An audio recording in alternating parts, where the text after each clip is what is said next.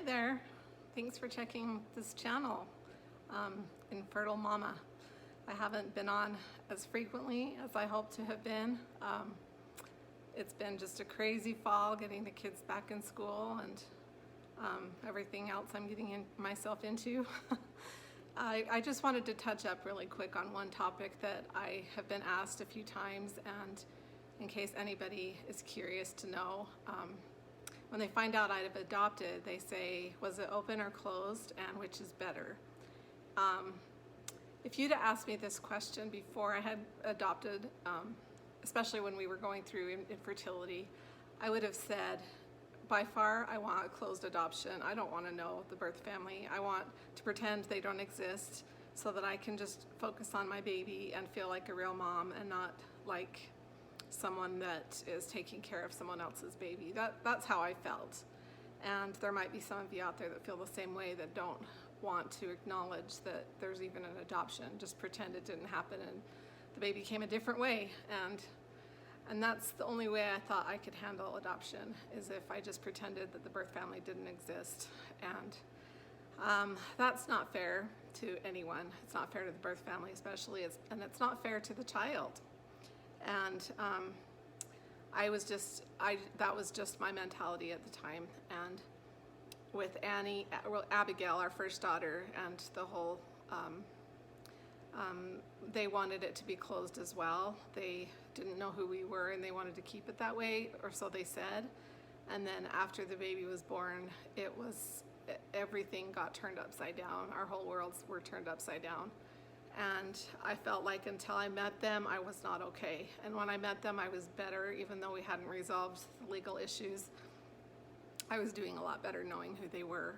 And even though we weren't friends per se, we knew who each other was, and we opened our home to them and invited them for Christmas and birthday, and just tried to keep them a part of Abby's life while she was a baby, hoping that would help the legal case. But it helped me. It helped me to know who they were, and it helped Abby.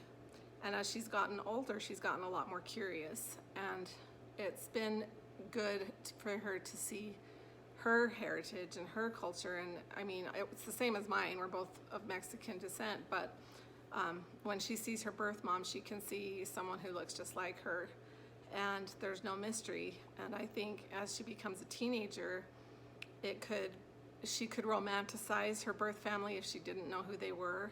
That could be part of rebellion. She could resent us for not telling her who they are. And this way she can make her own judgments. And the one hard thing for me with Abigail has been the follow through from her birth family, where they say they'll come and they don't, because Abby gets pretty excited. And I've gotten to the point where we just won't tell her, but she does ask a lot, when are they coming, when are they coming? So we set up a time, and we say we set up this time, and she may or may not come, and sometimes she just doesn't show up. And that happened on her birthday once, and it was unfortunate. But that's on the birth family, it's not on me. And I'd rather that Abby see that than, and I try to make excuses because I don't want to hurt Abby in any way. I'll say, you know, they were so excited to come, and they usually are, and things come up, but they don't tell us is the problem. But I'll say, oh, the car probably didn't work, or she probably got stuck at work, or you know, I just don't want to hurt Abby in any way, for her to feel like they just forgot. And that's where it sometimes presents a problem, but again, that's on them. And so after having the experience with Abby, I am so, for full disclosure, open adoption completely. The best experience I had was when it was open from the minute the birth mom knew she was pregnant and picked us to be the adoptive family. I had the fortune and privilege to go to her appointments with her entire pregnancy, because she found out early on. And that was a gift to me. I had never been able to be in a room where you can hear the baby's heartbeat after 2 months or 3 months, and to see it grow so much and so fast, and for every appointment to be something to look forward to. And I would drive 4 hours to go to those appointments, and it was the best time for me. I loved the drive. I loved the excitement, anticipation of seeing the progress of this baby. I still, in the back of my mind, was afraid. I didn't know if the birth family would change their minds, and I knew that was always a possibility. So it was hard to try to keep a line where I wasn't getting too attached, but I was still letting myself be excited. And they were excited for me, and they always, from the minute that they picked me, they picked Josh and I, they always referred to me as mom to the baby. So I really appreciated the way they treated me. They were just really, really good to us. And I think from having open adoption, sometimes there can be boundary problems when you are trying to bond with your child and the birth family wants to be more involved. And that can be tricky too, especially if you're close to them and you love them and you want them, you're so grateful for the sacrifice they made, and you want them to have everything that they deserve, which is the world, because of their sacrifice for you. But then you also want to be able to create a bond with your baby and feel like a parent to this baby. That was a little bit tricky with Annalise at first, but we were able to establish some boundaries, and we're to the point where we feel like they are extended family to us. And in the olden days, it used to be they had these set rules that were silly when I think about them, that you write letters for a year and send pictures for the first year, and then you just forget about them. But that to me just seems ridiculous. I think with social media, things have changed a lot too. We have an open group on Instagram with the birth family so that they can see Annie growing up. They can see the funny things she does and says, and they can choose to look or not, because I can understand it might be painful to see her learning to talk and walk and be cute. And if they don't want to look, they don't have to, but they know it's there if they're curious or they want to know, and they can feel involved. So that's been a real blessing to have social media, to have that outlet.